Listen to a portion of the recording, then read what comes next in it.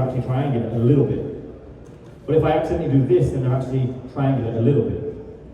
If I pull out dead square and my client accidentally does that, I've now created a graduation. If he accidentally does that, I've now created a reverse graduation. So I'm very, very reliant on everything going right.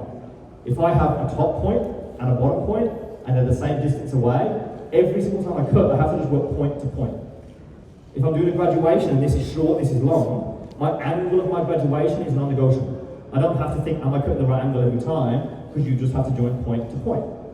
Okay? Now on this haircut, the reason I say this is a little bit more complex is because on this haircut, what we are going to do is we are going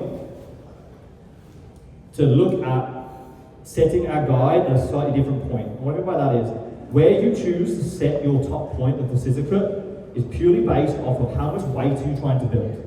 So if you're trying to, like 99% of the time in the barbershop, you're probably going to try and build weight at the crown a little bit. Not too much, but build a little bit. So you'll start on the parietal ridge, the square point, because you can pull it down to here, cut, and then that builds that weight there that you can deal with after if you need to refine it.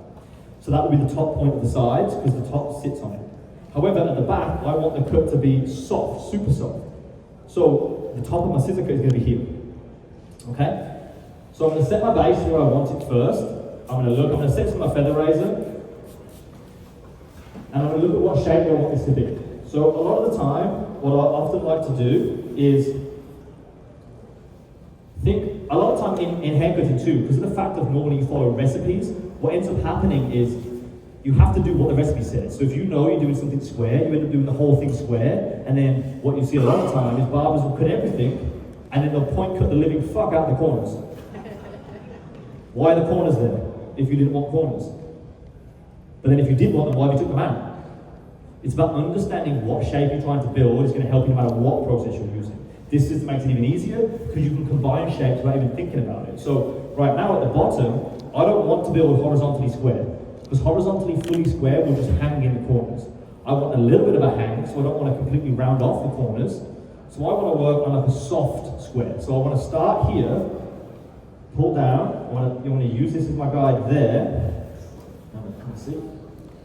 This is just four. I'm going to use this as my guide there, that short point, by pulling this down. So that's going to still be a little bit square because this is coming away from where it grows. Okay? Do the same both sides and then round off in between. So you still have a little bit of a rounder shape, because again, in the barbershop, people often just use the Cosmo cut. There's a reason why they'll use horizontally square or triangular like to the front a lot in Cosmo, because how do they wear their hair? They'll flip it back so it sits flat, or they'll flip it forward so it hangs over the front. So if you